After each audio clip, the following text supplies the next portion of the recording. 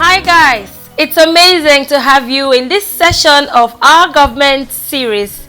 Now in this session, we are going to be looking at the processes of legislation. How do we come by the laws that we have in our country? And at the end of this session, you should be able to analyze the various processes in the making of laws.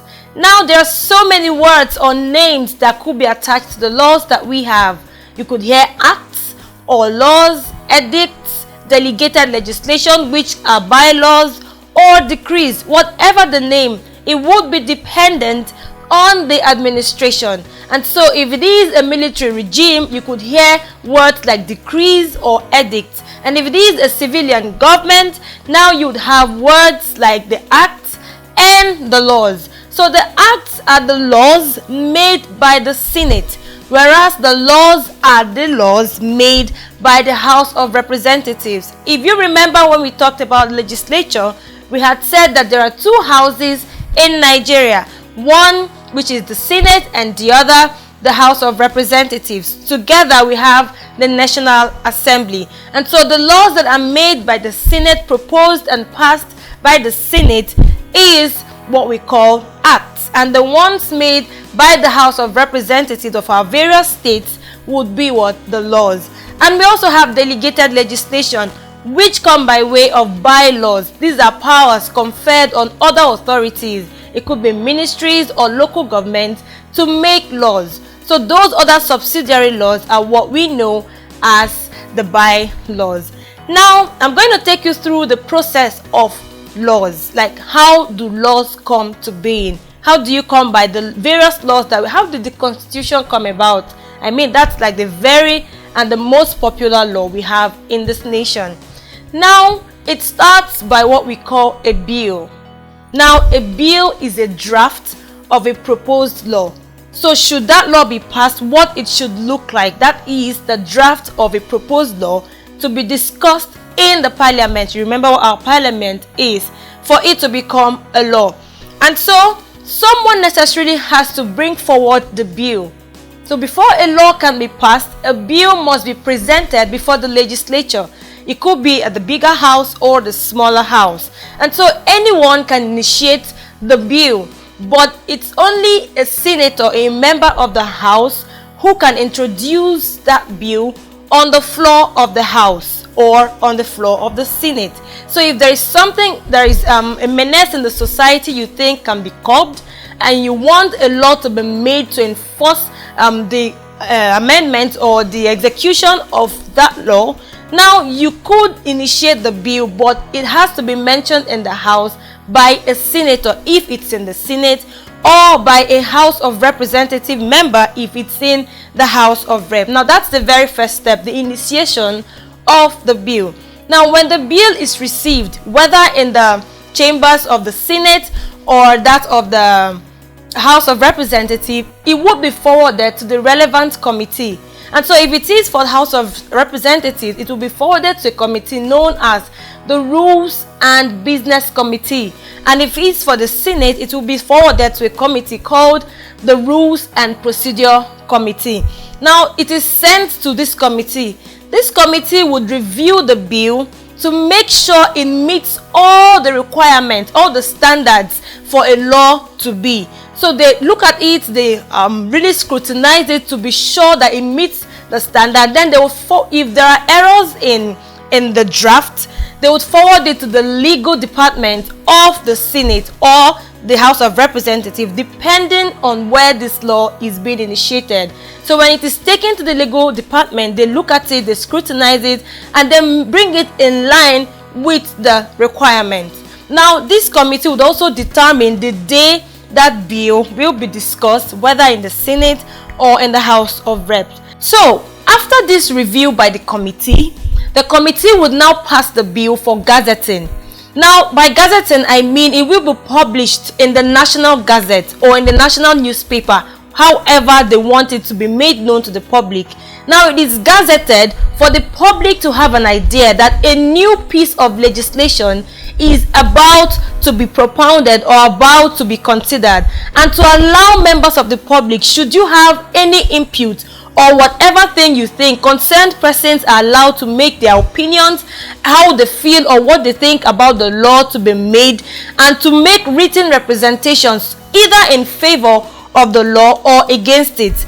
Now, after this stage, it has been published, so the committee can even organize symposia to make sure that people attend and give their opinions. But if there are going to be amendments to that bill, it has to be by a member of the committee. So after the symposia, or however measure they use to communicate to the public, it is only a member of the committee who can make an amendment or adjustment in the bill.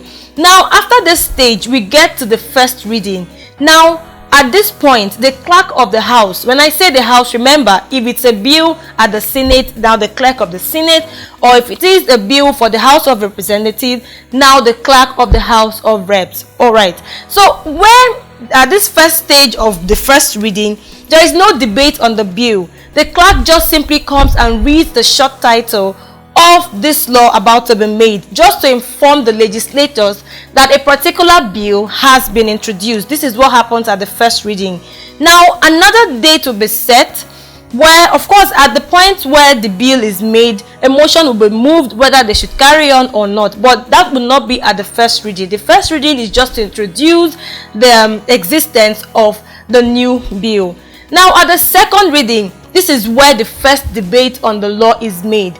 So the members of the House would debate and legislate and argue on the said law, looking at the merits and the demerits, whether or not it should come to be. Now, for the bill to be read this second time, it must have been moved by a motion.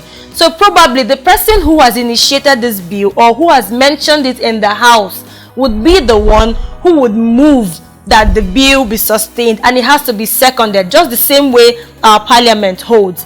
Now, other members can also signify their intention to speak on the bill. Now, that's for the second reading. After it's gone through the second reading, a committee would now be assigned again to deliberate on the bill, to examine it more critically. All right. So the House of Representatives and the Senate, they have two types of committee. So we have the committee of the whole House, and the second one is the standing committee. There are so many standing committees. So you know that the law would cut across different sectors. So we have different committees, standing committees for different sectors of the society. So it will be passed through these committees to really scrutinize the bill. All right. After this committee stage, we move over to the committee report stage. So when they critically examine it, they would conclude and bring reports back to the whole House in the plenary session. That's where the House is sitting. If there are amendments, they will bring back the report with the amendments. If there are no amendments, they will bring it back in the same way. So after the report of the committee and the deliberation of the committee, a motion would now be moved again that the bill be read the third time, either immediately or at a later date. So if it is agreed to be read, now we move over to the next stage of the third reading.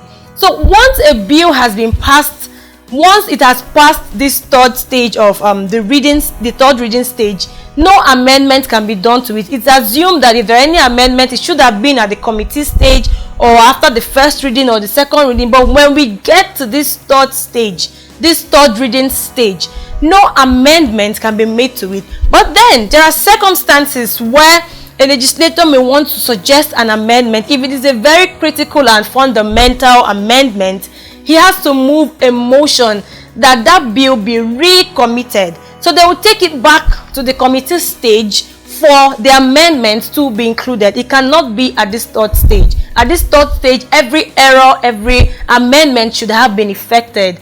And so if the motion is agreed upon, now the House will dissolve to discuss the amendment. All right. But if they accept the law the way it is, then it will move over from the third stage to where the bill will be passed.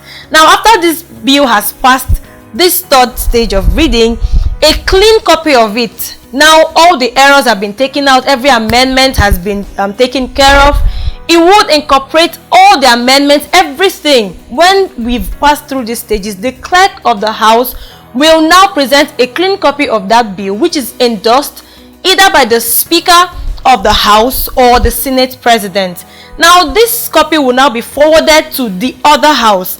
What I mean is this: if the bill was initiated by the House of Representatives and it has passed through these stages, it would now, and so we've gotten to the clean copy stage, they would move the clean copy of that law to the Senate. Remember, it's the House of Representatives where the law is initiated, and vice versa. So if it is the Senate who initiates the bill, it moves from the Senate on the clean copy stage to the House of Representatives.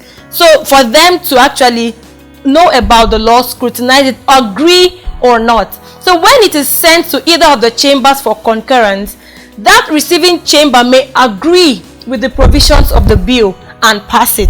But if they refuse, that when they send it to the clerk, when they disagree or refuse to pass this bill, they will reject it in its entirety. And so when they reject it, the law would not come to be. There must be an agreement between the two houses. If the amendments, if they don't agree to the provisions of the bill, then the law will not come to be. So the two houses must definitely agree to the existence of that bill. Now, if there is an agreement between them, then the final stage, once there is a concurrence in the bill and both chambers, the clerk of the National Assembly, remember I had said that the House of Representatives and the Senate make up the National Assembly. So the clerk of the National Assembly will enroll the bill for the president to sign. Enrollment is when the clerk of the National Assembly produces a clean copy of the bill, certifies it, and forwards it to the president for his assent. So when the president signs on it, the bill suddenly becomes a law, and the president has just 30 days to assent to a bill. So when the president assents to a bill, there you have your law. And this is the final stage of your processing in making a law. It's been a beautiful time with you, talking about how these laws are made. I am very sure that you have an eagerness in you to join either the House of Representatives or the Senate, if not now, later. And when you join them, of course, this procedure would always replay itself wherever a law is to be made. I'm sure you've had a good time, and then we meet again in our subsequent videos when we'll talk about other relevant issues in government. Do have a good time.